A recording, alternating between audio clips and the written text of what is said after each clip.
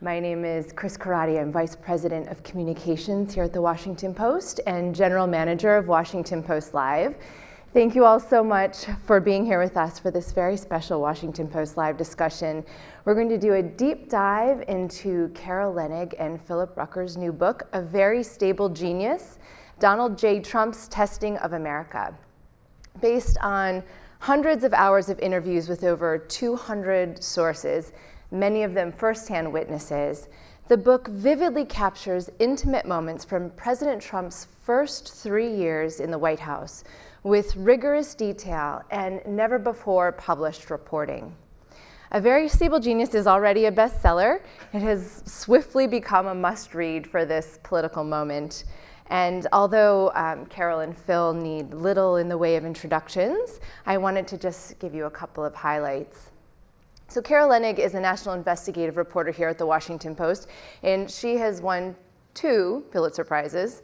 The first in 2014 for her work covering U.S. government surveillance of Americans, and the second in 2015 for reporting on the Secret Service's lapses in presidential security.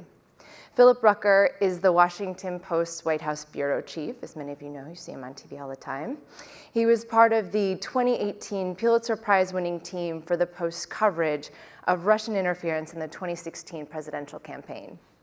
And finally, we are so delighted to have MSNBC anchor and NBC News senior business correspondent Stephanie Ruhle here with us today to moderate the discussion. And so now I'd like to welcome Stephanie Ruhle, Philip Rucker, and Carol Leonnig. Thank you.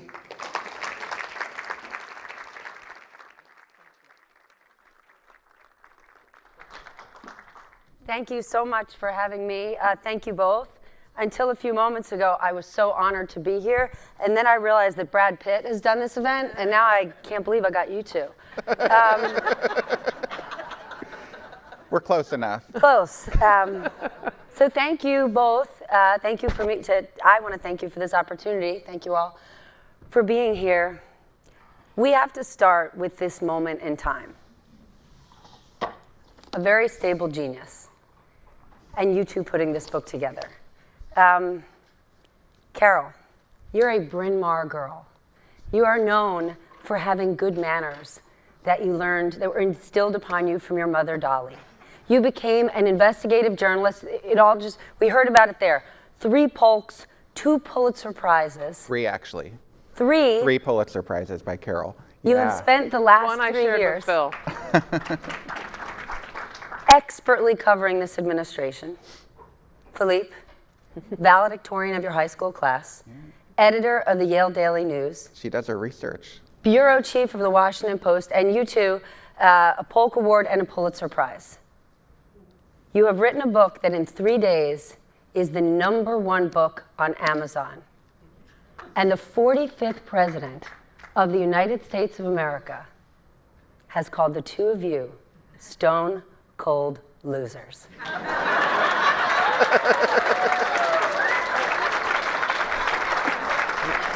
If there was ever a reason to get something tattooed on your body, it is stone cold losers. How do you feel?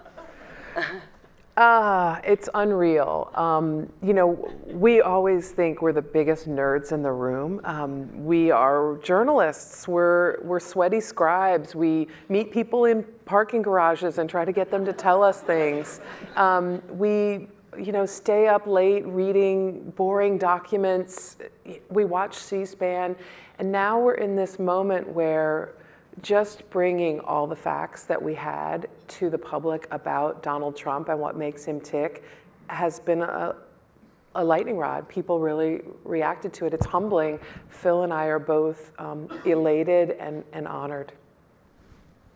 Yeah, the reception of this book is beyond our wildest imaginations. We were afraid that our book was coming out on the same day of the impeachment trial beginning. And of course, in publishing, you have to set your release date 3-4 months ahead of time. So we had no idea this would be the environment. And we were fretting oh my God, how are we going to get any attention? We'll never make it onto Steph's show on MSNBC. And sure enough, the collision of this news event and the new reporting that we bring to bear in this book has created magic around the country. I mean, we're getting messages from all over the country, blue states, but also red states, where the wait lists at libraries are in the hundreds and the stores are sold out, and everybody wants to find out what are these patterns of behavior from President Trump for the last 3 years? What are these new scenes that we're bringing to light? And for us as reporters, it's really gratifying.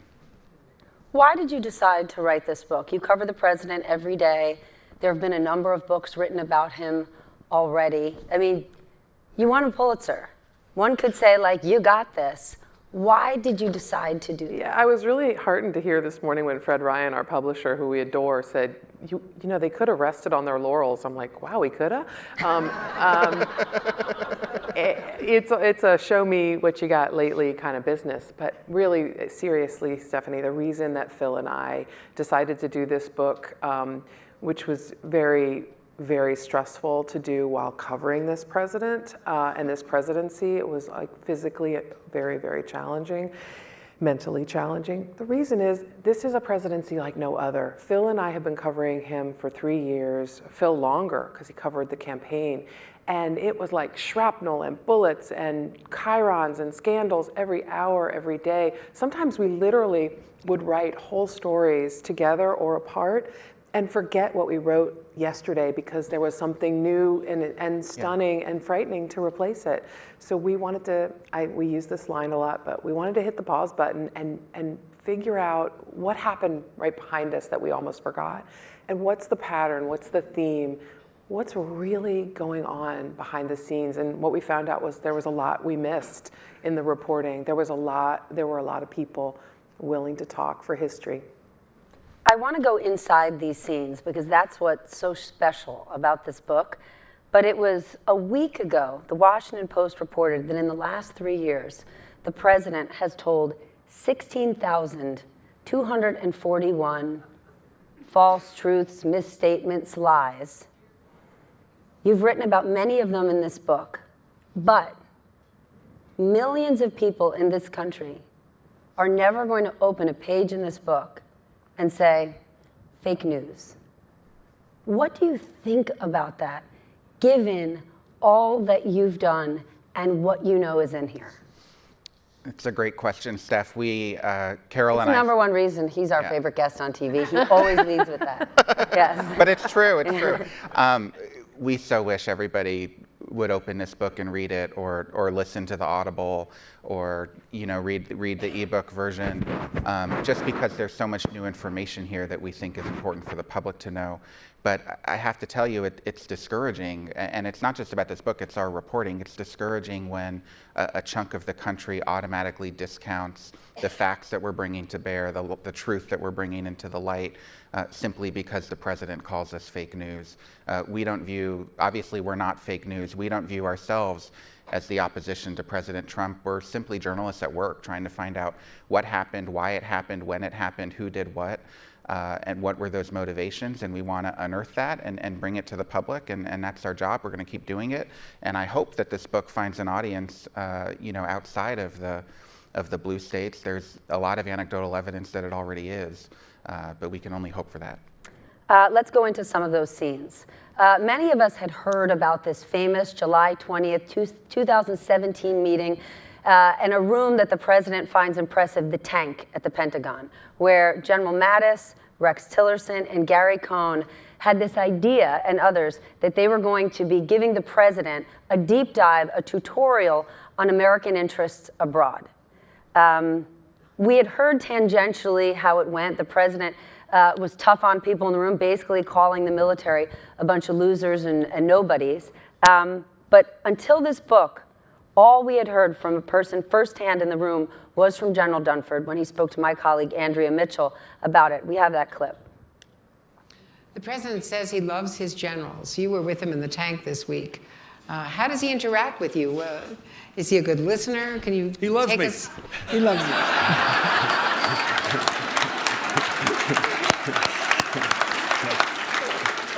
At least I think so. Look, I'm not surprised you asked me the question, but you'd be surprised if I answered it. No, I mean, just if you could describe the kind of interactions. Sure, he's a very curious individual. He asks a lot of questions. He asks a lot of hard questions, and the one thing he does is he questions some fundamental assumptions that we make as military leaders.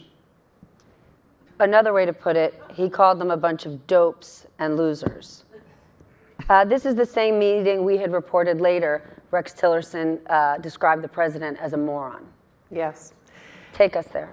This is a emotionally scarring day in the tank, a sacred space for the military, because this is where the decisions of war and peace are made, where the generals of the president, the flag officers come together to really map out the way to protect all of us and keep us safe at night.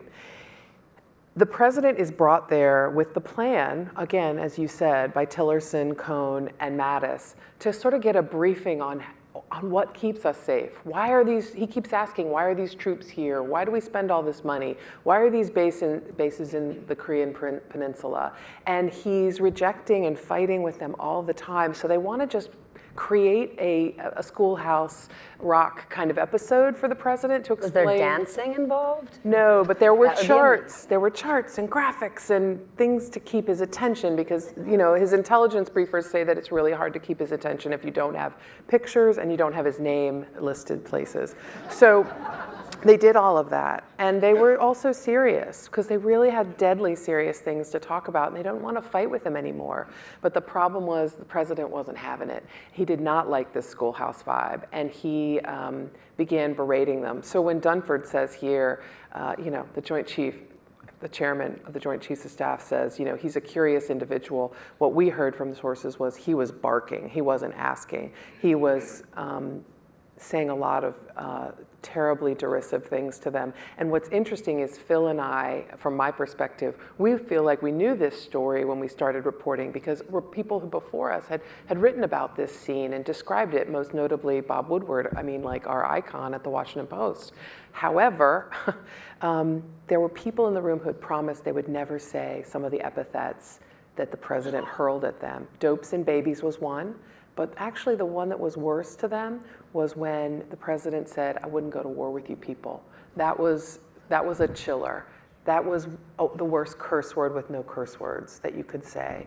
And they finally agreed to talk to us about it, because we explained to them, this is history, we got to get it right, and you have to make us get it right. So they laid bare this moment. I think it's interesting to mention about Dunford for a second, and I'm glad you played that clip, Steph, with Andrea.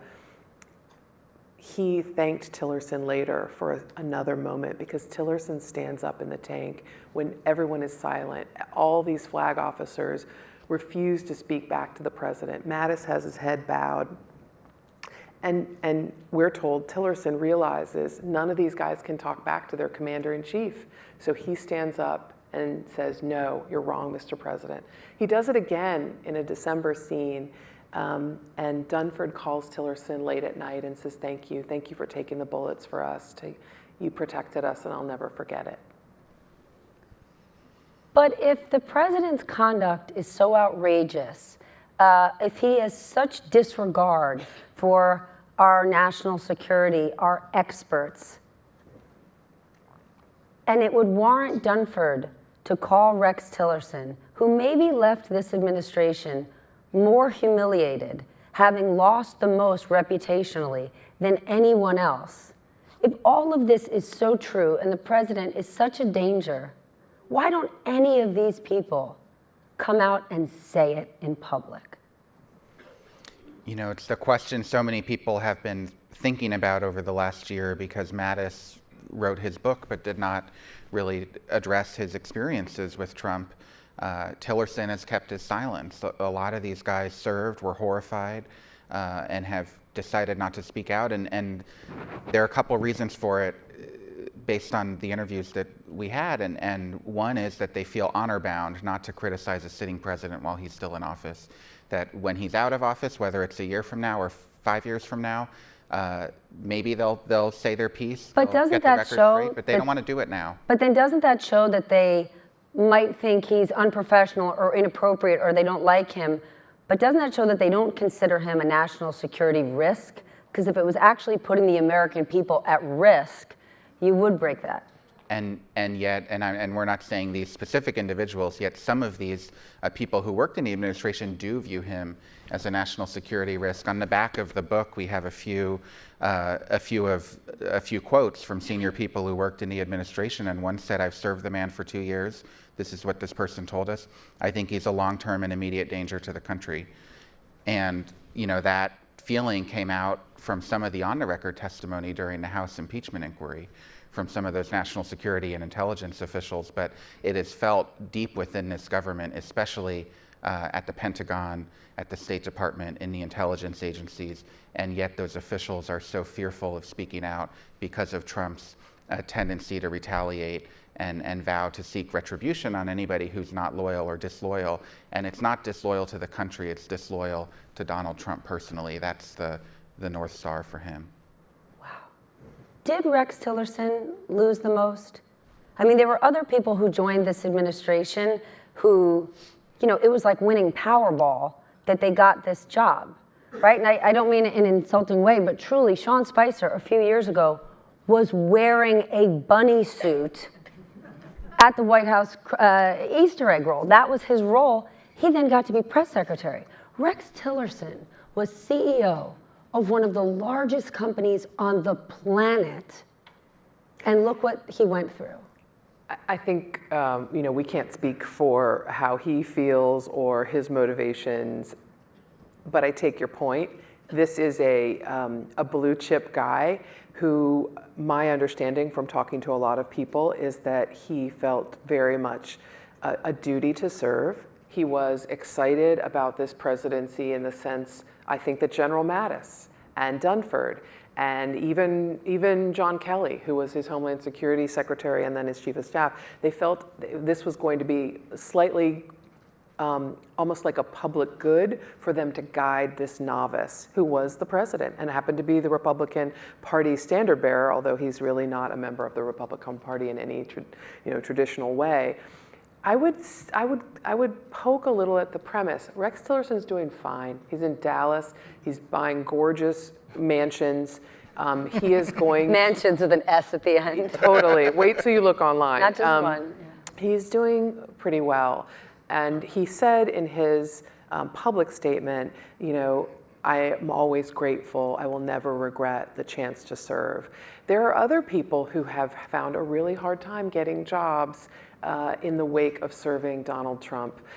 It has hurt their reputation. It has hurt their ability to be taken seriously. I'd rather not name them and call attention to that, but I feel for them because I think their goals in coming into this presidency were certainly to a resume builder, but also to guide. But hold on, do you really feel for them?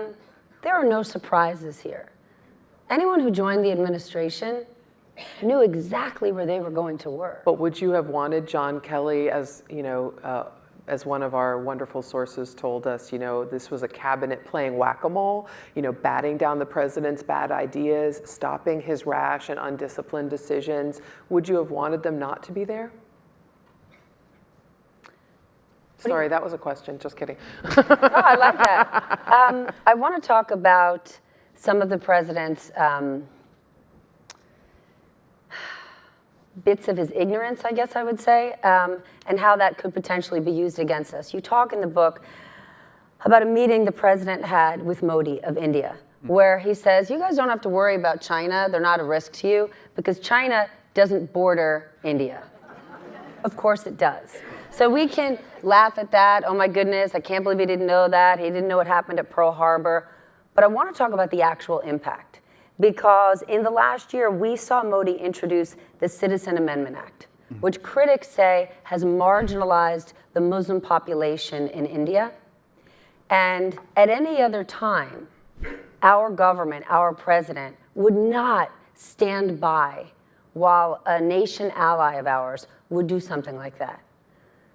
Is this an example of other world leaders using the president's ignorance to advance an agenda that they couldn't at any other time?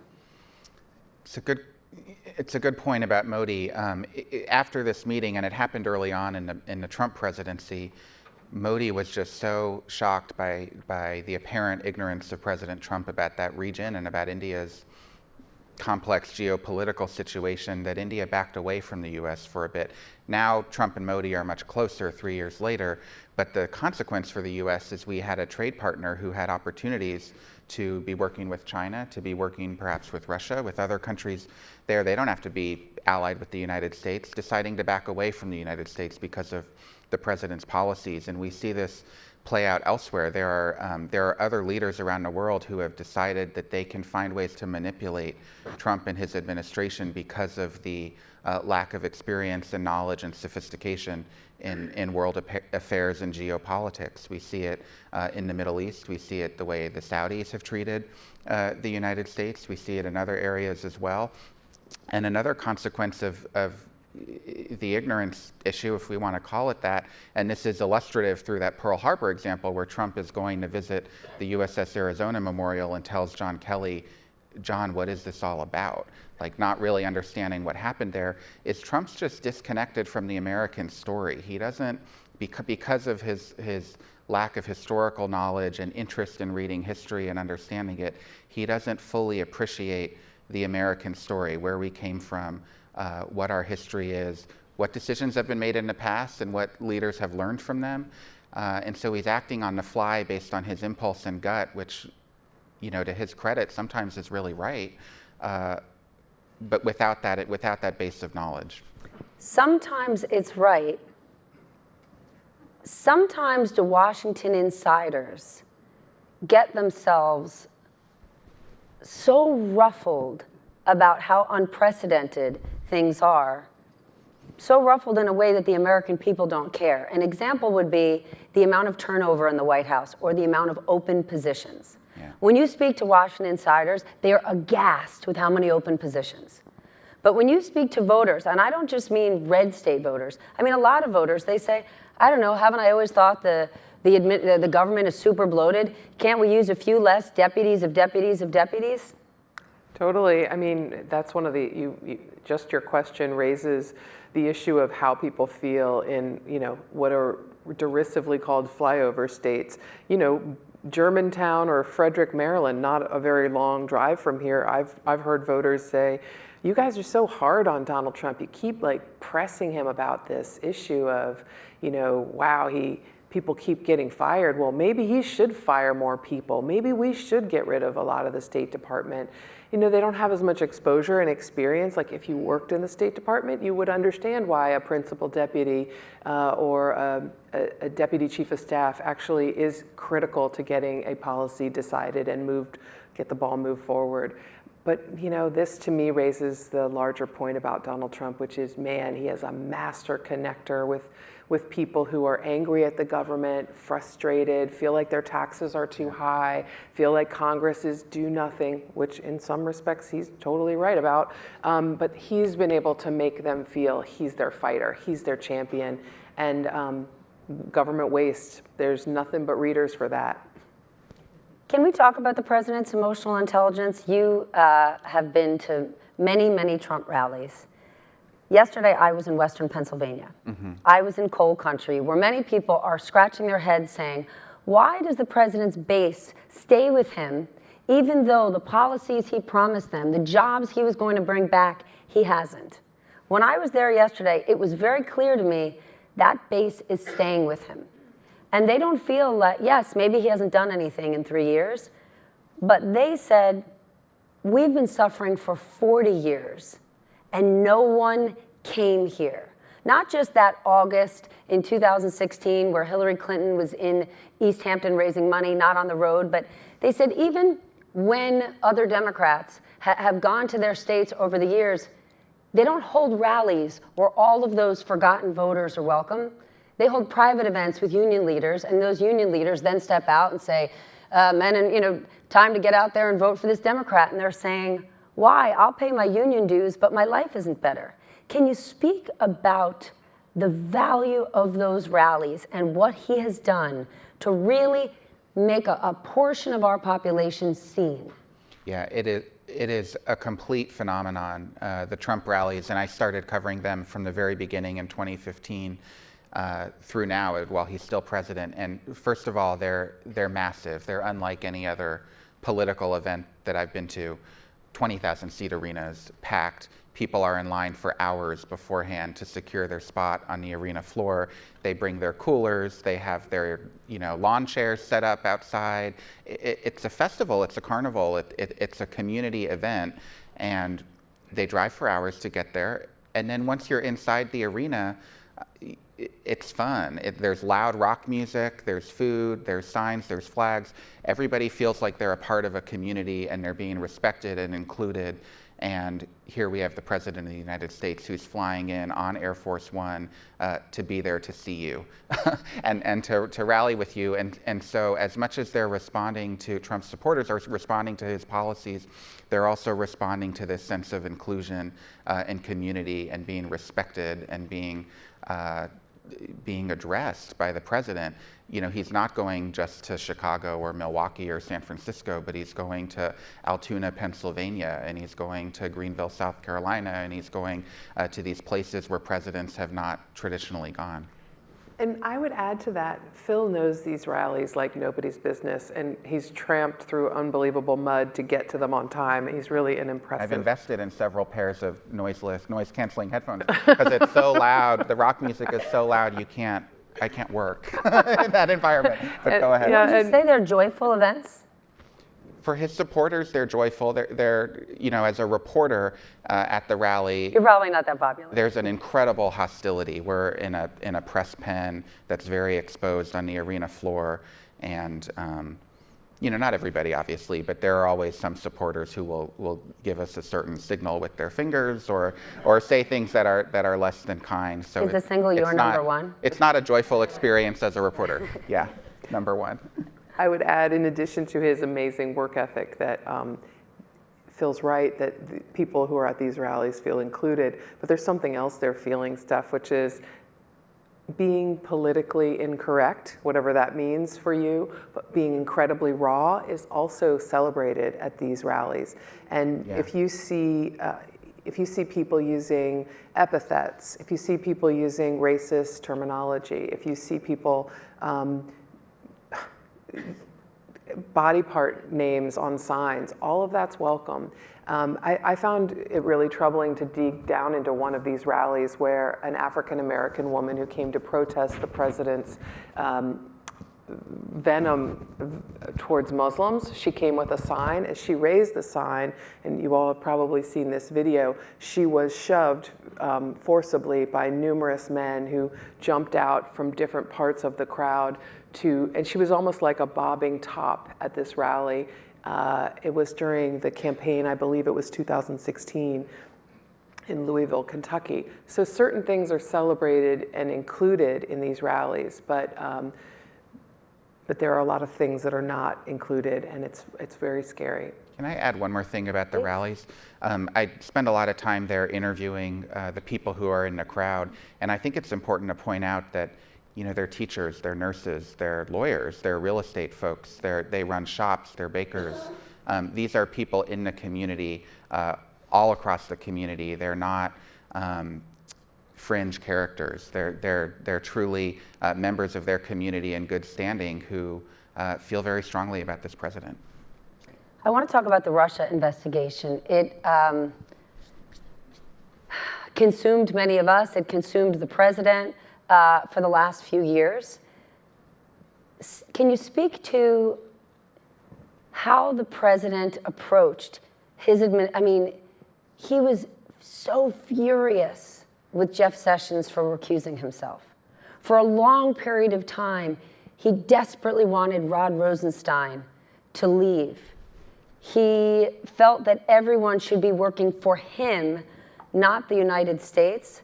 And Rod Rosenstein felt this pressure so much that he had organized in his department fire drills to prepare people for the day the president finally sent him packing. Can you talk to us about this? It's hard to imagine this as reporters who covered a lot of different presidencies, but in the Justice Department, they were not just talking casually about a Saturday night massacre. They were actually planning for it at any given moment. There were senior aides whose job it was to quickly rush to whomever would replace Rod Rosenstein if he had been decapitated and fired, rush to that person within a certain number of minutes and communicate to them how to hold off the White House from taking any other actions. One deputy to Rod Rosenstein was informed, we need you to just stay within 45 minutes of the Department of Justice headquarters at all times until further notice. There was another deputy to Rod Rosenstein who was warned, here's what I need you to do if the White House calls you after Rod is fired. Just tell the White House you need more time to study, the documents before you can do anything. Just hold them at abeyance. It's kind of a frightening thing to think about that they all, envisioned this happening, but they weren't wrong, because what we learned in our book was Phil and I were discovering, we thought, a lot of different interesting episodes of the way the president behaved, but we learned something Robert Mueller never did, which is that the president was actively talking in January 2018 of getting Rod Rosenstein fired based on this memo from a House member in Congress, and he was yelling at the television at the top of his lungs before he went to Davos that this was the way they were going to get rid of Rod. He was telling his chief of staff on the phone, who was probably holding the phone at this distance, although I don't know for sure, just demanding it. And I'm going to avoid saying this curse word again, which we say so often in the book, I'm sorry, but he was yelling. Good manner. He was just yelling, this is my effing Justice Department. Why aren't these effing people doing what I need? This is the effing Trump Justice Department. He wanted them to release this memo that would allow him to finally fire Rod. All of that being the case, and there being actual preparations for a Saturday night massacre, and then when Rod Rosenstein eventually left, he basically wrote a memo that said, "You're the man, I love you." He did. He didn't leave until the end of the Mueller investigation. And, Rod Rosenstein is a Republican and was appointed U.S. Attorney by George W. Bush. He believed in a lot of Trump's conservative agenda items. He believed in what they were doing at the Justice Department separate from the Russia investigation, the other pieces of that operation, and enjoyed serving this president. I don't know, I can't speak to his motivations for that letter. But he was a loyal Republican who was grateful, I believe, to be the Deputy Attorney General and to do what he was able to do. But to Carol's point earlier, he went through extraordinary hoops to try to protect the integrity of this Russia investigation. And there were a number of scary moments. There was another moment where he actually thought he was being fired because the New York Times, you might remember this, reported that Rod Rosenstein had I don't want to botch this. Had worn a wire. Had offered to wear a wire. Jokingly or seriously, it wasn't decided. He'd wear a wire on the president when talking to an FBI agent, and said that maybe they could invoke the 25th Amendment, which he denied. And he thought over the weekend of that reporting he would get fired. There were plans in place at the Justice Department to order the succession, and actually they got a rumor from another reporter that the president had made the decision to fire Rod, and so his aide rushed in to get him ready. Rosenstein was doing goodbye photos with the staff at the Justice Department, packing up his things, and then went over to the White House, and Trump told him, "No, I'm not firing you. Where'd you get that idea?" And then they became best friends. So there were moments like this. Which, by the way, that Dostoevskian scene where he thinks he's going to be fired, takes the goodbye pictures, and then finds out he's not going to be fired, is all ultimately, we learn, driven a lot by Fox News. Fox News, Sean Hannity was telling the president behind the scenes, you can't do this. If you do this, it's going to be a big nightmare. If you fire him, don't do it. So it's interesting who his advisors are in reality. Then given all that you reported, Pulitzer Prize winning reporting about this Russia investigation, all that you know that you haven't even been able to report because it hasn't met Washington Post standards, but you do know what you know. When you first read Bill Barr's 4-page summary of the Mueller report, what did you think? I remember where I was, which was inconvenient on a coast with my family. Their spring break, I was obviously working in the back seat of the car. But A lot of the book was done from the back seat of Carol's van, going with their family places. Go ahead. That's true. I remember reading it being, wow, this isn't really what I was expecting, because I even know about more coordination between the campaign and the Russians who were operatives for the Kremlin. I'm surprised by this, but we, as you know, Steph, we came to find out that Barr's summary of the events and his claim that the report exonerated the president was highly misleading and led to a really interesting contretemps and dispute between he and his good friend, Bob Mueller. They'd gone to each other's children's weddings, and this started a phone call between the two of them where Bob was like, you're going to need to issue some sort of clarification. Yeah. I'm going to just take a break for a moment. If someone could come grab this, I want to share some of the Twitter questions, but I think they've given me the wrong Twitter page, because the questions I have are about, have any scooter or e-bike mobility firms committed 100% to clean electricity? So if somebody from Washington Post Live wants to We're grab not qualified for that one. and give me a new one, I'm happy to talk scooters. I'm guessing you don't want to. Sorry. How did you feel when you saw it? Like, help me understand the impact on this newsroom when the days even following Bill Barr's assessment and the president saying, look, nothing to see here. And here we even are months later when a lot of the American people feel like, well, wasn't that nothing much? It was a long period. You know so much. And we know so much now that we didn't know in real time. What we didn't know in real time, but that's documented in the second to last chapter of the book, is how alarmed Mueller and his team inside the special counsel bunker were with how Barr treated their report. And there were angry phone calls. There was a letter.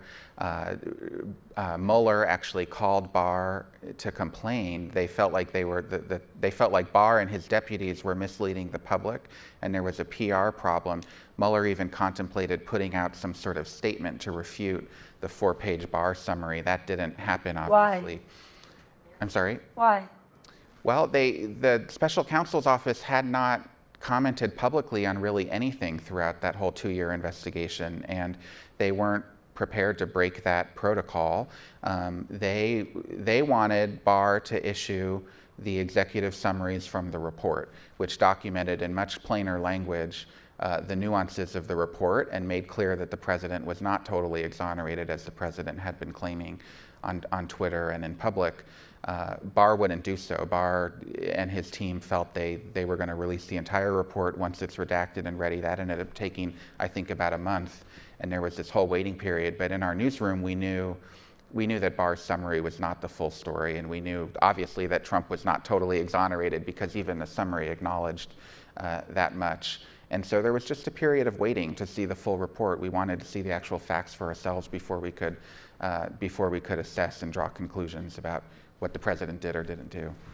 But to add to that, there was a huge political and almost like gamesmanship advantage to what Bill Barr did, because he was the first word and the only word. Because Mueller, one thing Phil and I talked a lot about in writing this portion of the book was Mueller was like sort of operating in a 1950s good guy DOJ dragnet way, and Bill Barr was operating in Trump world where, hey, whoops, you didn't get your report out, but I got my press release. It was really it was dead silence from the Mueller people, and Barr controlled the story, so to speak, just as Trump has. I just want to read a quote that I think is really powerful to this point from Frank Figliuzzi, who from MSNBC, a former FBI colleague of Mueller's, who told us in describing how Mueller was outfoxed by Barr. We're the Twitter society. We're the digital streaming society. We're the scan the headlines to get some news society. That's not Mueller. That's not a 400-page report. Somebody's got to show their face on a TV screen and scream and yell. What many of us have asked is, in the age of Trump, as steadfast as Mueller's been to the principles of democracy that got us here, has Mueller served us well with this style? The answer is no. That is chilling. Then let's talk about the president misleading the press and as it relates to the Mueller investigation.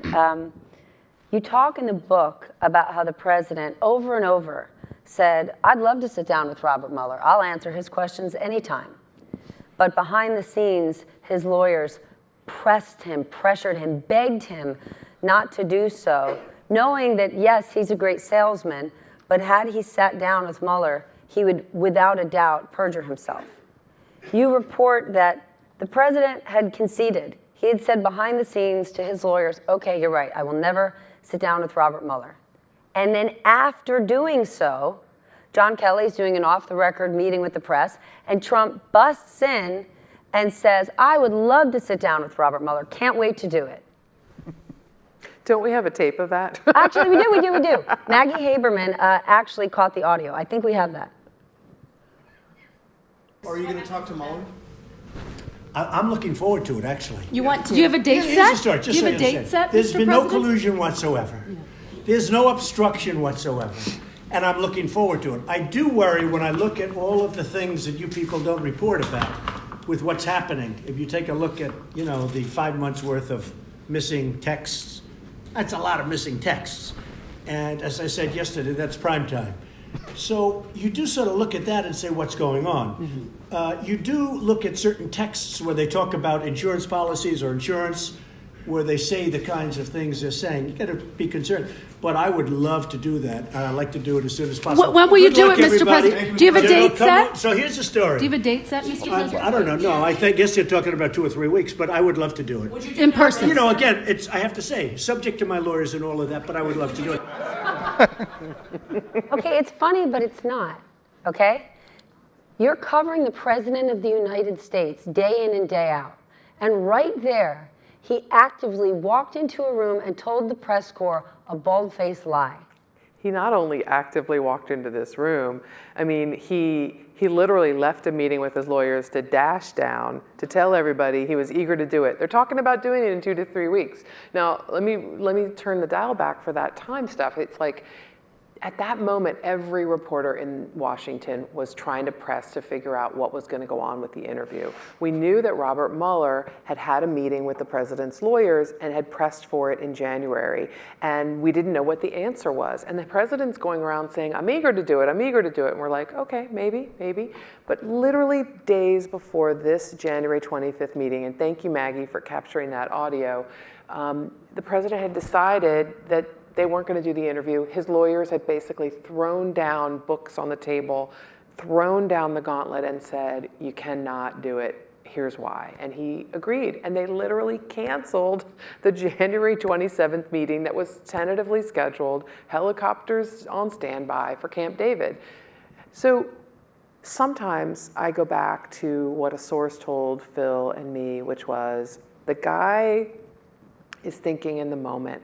He wants to win that day. He wants to win with you. He wants to score his points. And here he is scoring his points that were totally a lie, other than the clause that said subject to my lawyers and all that. But he is scoring by saying, I'm tough, I'm not worried about anything, I happily sit down with this guy, we're looking to do it. Okay, but then you said it right there. He consciously storms in and tells a lie, and the result of telling that lie, he won the moment. He won the day. He did. So as much as we could say he's told 16,000 lies and people are quitting and they're leaking like crazy and things are out of control, are they actually out of control? Or is all of this strategic planning from a president who may be completely shameless, but a president nonetheless? I wouldn't use the phrase strategic planning. Or by design. But it's very much by design in that moment. And Trump is reacting in that moment to try to win the day without thinking about the long-term ramifications or without following a plan that's been carefully crafted. But are there you're right long-term that there's ramifications? He might live there another 4 years. He might, because what he's doing day to day is winning as he defines winning, which is galvanizing his supporters, making them even more loyal, more fierce in their adoration of him, and mobilizing them for the election. And he does this largely by gut. His lawyers can put together a 10-month plan for how to deal with the Mueller investigation, but he's going to act every 24 hours how he thinks it's in his best interest in that moment, given the news cycle and what he's hearing on Fox News and what Sean Hannity or whoever else is telling him at night. Then what has actually been the cost of this circus or all of these lies? I've been sitting here literally thinking about what that is for so long. Here's what I think is most worrisome to me as a professional journalist, and Phil and I have talked about it a lot. The falsehoods that he's injected into our bloodstream are repeated over and over again on Fox News and amplified, and then believed by half the country. And believed. People are absorbing it and thinking that that is true. That Robert Mueller was out to get him, that FBI agents had an insurance policy to make sure he wasn't elected. That's not actually what the texts are about.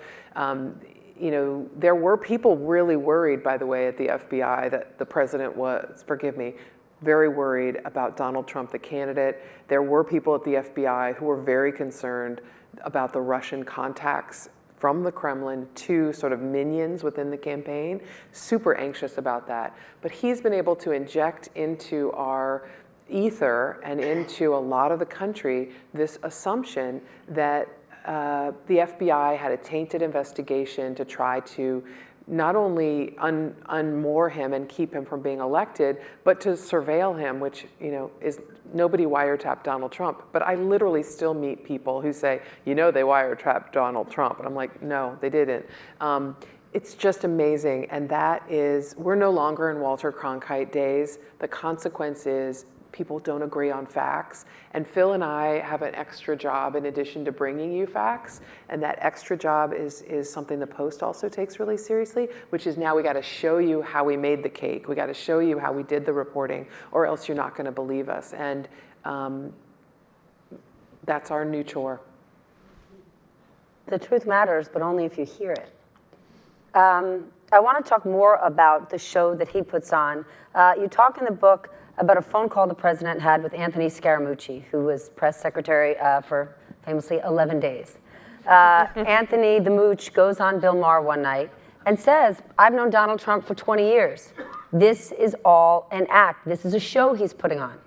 And afterwards, the president calls him on the phone and says, why did you do this? I can't believe you did this. And Anthony says, it's the truth, you know it. And Trump says, you're right. It's all an act. I can't believe they believe it.